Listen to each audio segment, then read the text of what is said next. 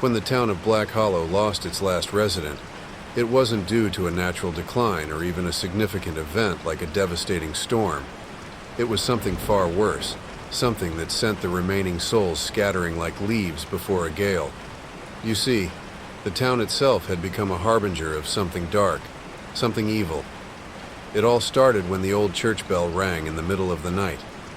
This was strange because the bell hadn't worked in years, not since Father Whitlock disappeared, and his absence left the church abandoned and neglected.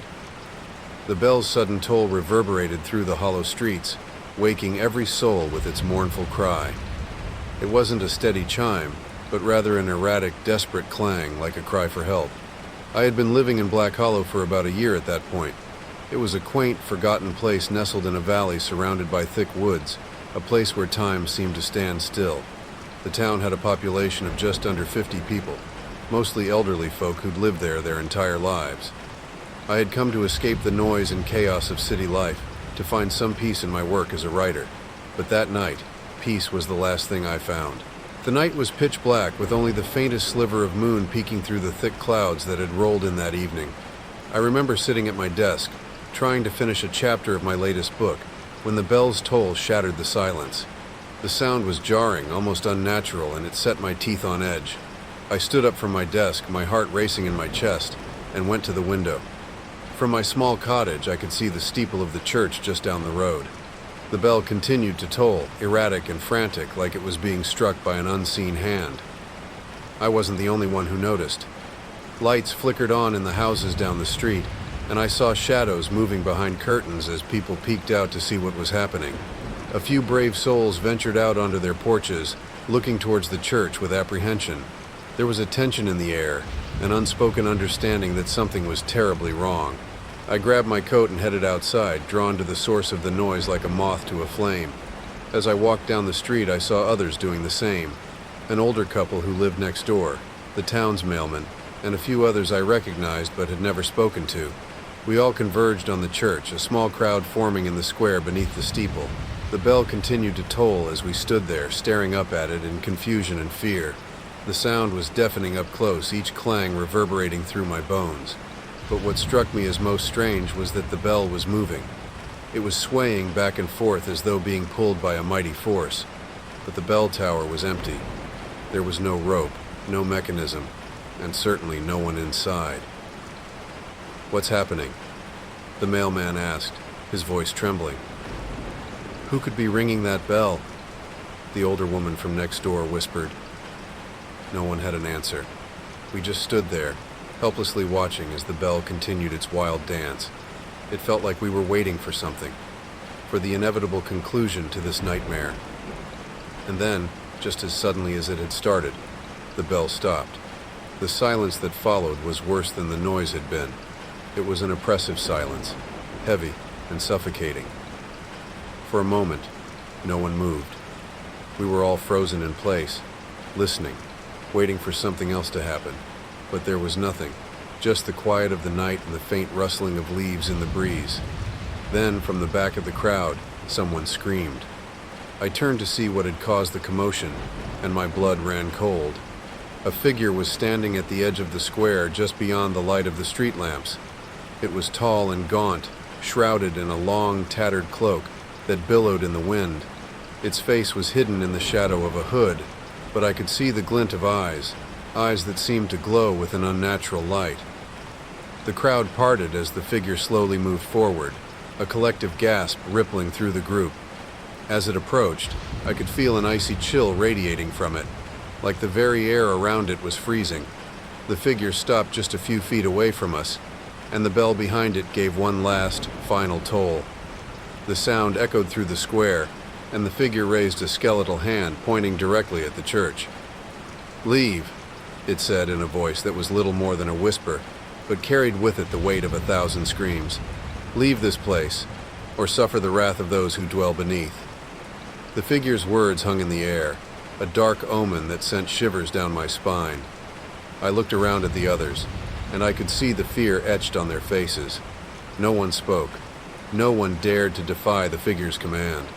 And then, as quickly as it had appeared, the figure turned and vanished into the darkness. leaving us standing there in stunned silence. The bell remained still, and the night was once again quiet. But that quiet was filled with a sense of impending doom. The next morning, the town was abuzz with talk of the figure in the bell. People speculated about who or what it had been. Some said it was a ghost, the restless spirit of Father Whitlock come to warn us of some terrible danger. Others claimed it was a demon summoned by the sins of the townsfolk, but no one knew for sure, and that uncertainty only made things worse. The mailman was the first to leave. He packed up his things that very day and drove out of town without a word to anyone. Others soon followed, people who had lived in Black Hollow their entire lives, abandoning their homes and livelihoods out of fear. I tried to stay, to convince myself that it had all been some strange hallucination brought on by the stress of my work. But deep down, I knew better. Over the next few days, strange things began to happen. People started seeing shadows moving in the corners of their eyes, shadows that disappeared the moment they turned to look. At night, the bell would toll again, sometimes faintly, sometimes with a deafening roar, and each time it rang, someone else would vanish, their homes left empty, and their belongings untouched. The town's population dwindled rapidly, and soon I found myself alone. I was the last one left, the only person foolish enough to remain.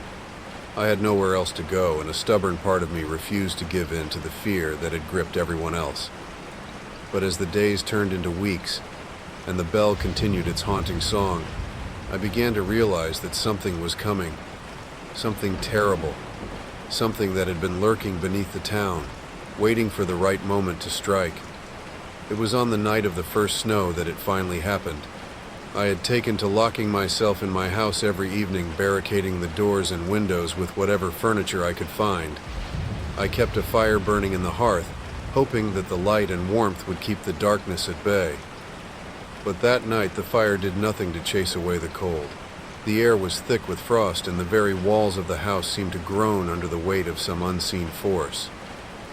The bell began to toll again, louder than ever before. The sound rattled the windows, shaking the entire house. I covered my ears, trying to drown out the noise, but it was impossible. The bell's tolling was like a living thing, crawling into my head and taking root. And then, just as suddenly as it had started, the bell stopped. The silence that followed was deafening, almost painful in its intensity. I sat there in the flickering firelight, my heart pounding in my chest, waiting for something, anything, to happen. That's when I heard it, a soft, rhythmic thumping, like the sound of footsteps on the snow. It was coming from outside, from the direction of the church. I stood up, my breath fogging in the cold air, and went to the window. The glass was frosted over, but I could make out a figure standing in the square just beyond the light of the street lamps. It was the same figure from before, the one that had appeared on the night the bell first tolled. But this time it wasn't alone. Behind it, emerging from the shadows, were more figures. Dozens of them, all shrouded in tattered cloaks and moving with the same unnatural grace. They moved slowly, deliberately, as if they were part of some dark procession. And as they approached, I could see their faces, or what was left of them. They were gaunt, hollow-eyed, with skin stretched tight over bones that jutted out at odd angles.